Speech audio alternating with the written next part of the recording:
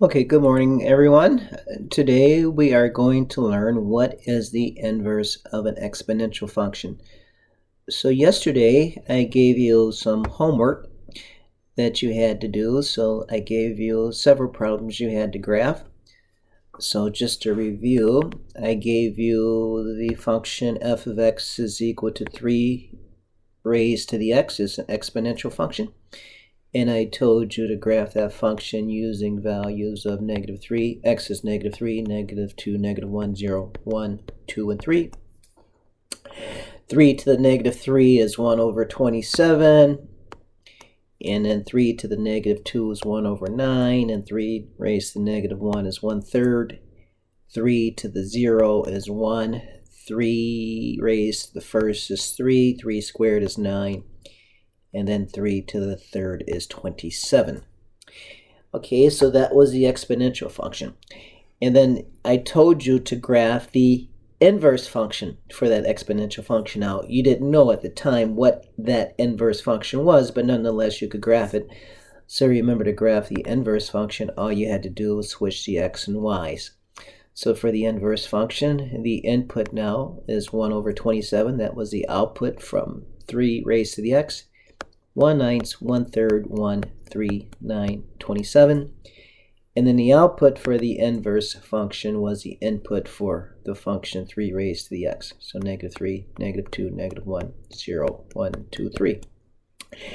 And when you graph that, that was that function there. That was the inverse function. And then here, and then this was the 3 raised to the x function.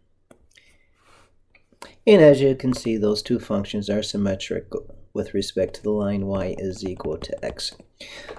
So yesterday I told you to, to graph both the exponential function and the inverse function. But the question is, what is the inverse function for 3 raised to the x? What is that? Well, today we will learn what that is. So let's take a look. So what is the inverse function for an exponential function? Our objective today is we're going to write equivalent forms for the exponential and log functions. Okay. Now there's a clue. What's a log function? Well, to believe it or not, a logarithmic function is the inverse of an exponential function, and that's what we'll learn today. We'll learn to write both forms of the exponential and log function. And then yesterday you started graphing and evaluating exponential and log functions. So you did a little bit of that yesterday, although you didn't know what the inverse of an exponential function was. So let's take a look at this here. What is a log function? Well, the log function, a logarithmic function, is the inverse of an exponential function. I'm going to say that again. The logarithmic function is the inverse of an exponential function. Okay, now I know this is going to look a little strange, but I'll go through this. So you can write an exponential equation as a logarithmic equation and vice versa. So we say this here, okay? And I kind of wish they had put log base b of a equals x first. Because what this really says is that the log base b of a equals x implies that b raised to the x is equal to a. So we'll take a look at what this means. But in reading math or reading logarithms, so log base b of a equals x. So read log base b of a equals x as the log base b of a is x. Notice that the log is the exponent. And again, I know this law looks a little confusing, so let me go through this here. Okay, so let's look at our function map. So let's say here, my input, my x is 2. And I'll take 2 squared, and I'll get 4. 2 squared is 4. Well, I'd like to be able to go back from 4 to 2. Remember, the inverse function takes us back to where we started. I like to be able to go back. Well, the function that does that for me, that takes me back, is a log function. So the inverse function then will be the log function. So we would say that the inverse function for 2 raised to the x is log base 2 of x. Okay. And so I would write log base 2 of 4 equals 2. And why is that? Because 2 squared equals 4. Okay. Now, again, we had -1. So when I take 2, raise it to the -1, I get a half. I like to be able to go back from a half to back to -1. We would use the inverse function, which is the log function. So log base 2 of 1/2 equals -1. Why? Because 2 raised to the -1 is equal to 1/2. So, and actually, you never really work with logs, you always work with exponents, okay? Even though the log is the inverse of an exponential, a log function is the inverse of an exponential function. You never really think logs, you always think exponents, okay? And then the other one here. Okay, so again, so my input is 0, and I take 2 raised to the 0, and I get 1. Anything raised to the 0 is 1. I like to be able to go back from 1 to 0. I'll use the inverse function, log base 2. So log base 2 of 1 equals 0. Why? Because that implies that 2 raised to the 0 is equal to 1. Okay, so again, you never really work with log functions. You always work with the exponential form. Okay, you always think exponentials when you work with logs. So let's go through some of these, what I just did. So log base 2 of 4 equals 2. Why? Because 2 squared is equal to 4. Okay, 2 squared is equal to 4.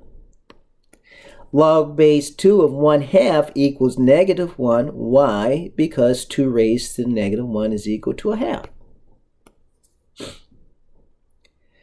Log base 2 of 1 equals 0. Why? Because 2 raised to the 0 is equal to 1. So if I said this here, what would log base 2 of 8 equal? Well, what would it equal? Well, you have to think 2 raised to what is 8? Again, you're thinking exponentials. You're never thinking logs. So you would say 2 raised to what? 2 raised to what is equal to 8? So 2 raised to what equals 8? Well, that's 3. So log base 2 of 8 equals 3 because 2 to the third is equal to 8. 2 to the third is equal to 8. If I said what is log base 2 of 16, what does that equal? Well, you would say 4 because 2 to the fourth is equal to 16. If I said log base 2, so log base 2, well, let me say log base 5, 1/5. What would that equal? Well, that would equal -1 because 5 raised to -1 is equal to 1/5. If I said log base 4 of, let's see here, 64, what would that equal? Well, that would equal 3 because 4 to the third equals 64. Okay, and then a couple more of these here. What happens if I said, what is log base 1/4 of 1/16? What does that equal? In other words, 1/4 raised to what is 1/16? Well, that is 2. Because 1/4 squared is equal to 1/16.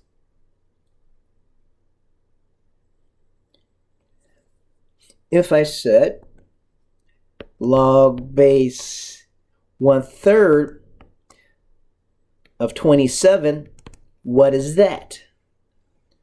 Log base 1/3 of 27. Well, you would ask yourself, 1/3 raised to what gives you 27? Well, that would equal -3. Because if I take 1/3 and raise it to the -3, that will be 3 over 1 to the third, and that would equal 27. That would equal 27. And then finally, if I said log base 5 of 1 over 25, what would that equal? Well, you would say, ask yourself, 5 raised to what is 1 over 25? Well, that's -2. Because 5 raised to -2 is equal to 1 over 25. Okay. And the last one here, what happens if I say, let's see here, log base 4 of 2, what does that equal? Okay, well, we've kind of touched upon this before. That would equal 1/2, because 4 raised to the 1/2 is equal to 2. I believe I have mentioned to you before that when we take a number and we raise it to the 1/2 power, that's just like taking the square root of 4. So the square root of 4 is the same as 4 raised to the 1/2 power. Okay. Likewise, I could say this here, log base, okay, well, that would be good enough. So we'll just stick with the 1/2 powers. Anything raised to the 1/2 power is the same as the square root of that number. Okay, so again, so when we're working with these things here, we're never really thinking logs, we're always thinking exponents. 2 raised to what is 8? It's 3. 2 raised to what is 16? It's 4. 5 raised to what is 1/5? It's -1. 4 raised to what is 64? It's 3. 1/4 raised to what is 1/16? Is 2. 1/3 raised to what is 27? It's -3. 5 raised to what is 1 over 25? Is -2. And then 4 raised to what is 2? It's 1/2. When you take a number and raise it to the 1/2 power, that's like taking the square root of that number. Okay? So again, so when we're working with logs, you never really think logs, you have to think exponents. Which is why I said yesterday, it's important to be able to work fluently with negative exponents as well. Because you get something like this here, 5 raised to what is 1/5? Well, that should immediately come to mind that would be a -1. Okay? That would be a -1. Likewise, this one here. Okay, 1/3 raised to what is 27? Well, that would be -3. Okay, so it's important to be very fluent in working with exponents that are negative. All right, and so that's an introduction into logs, but what is a logarithmic function? It is the inverse to an exponential function. It's the inverse to an exponential function. So let me go back here, and now let's take a look at what you did for homework. So I gave you these problems for homework. Let's see here. Okay, so f of x is equal to 3 raised to the x. What is the inverse of that function? Well, that would be, the inverse would be log base 3 of x. F of x is equal to 1/2 raised to the x. What would be the inverse of that function? It would be log base 1/2 of x. That would be the inverse.